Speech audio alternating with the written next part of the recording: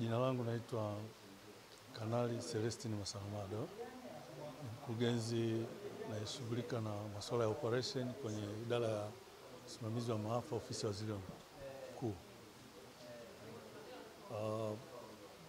Misaada ambayo inaonekana ya kibinadamu hapa ni misaada ambayo imetolewa na ofisi ya waziri mkuu kwa ajili ya wananchi wa kata ya Katubuka,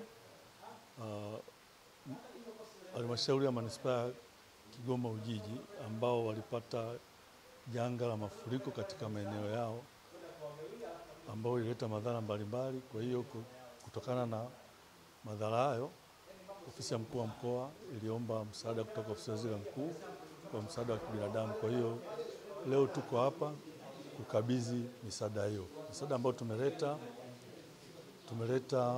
tani 15.6 za mahindi, magodoro 283, mablanketi 283, mikeka 283 na pesa taslimu milioni 18.6 kwa ajili ya kununua kilo 4,600 za maharage.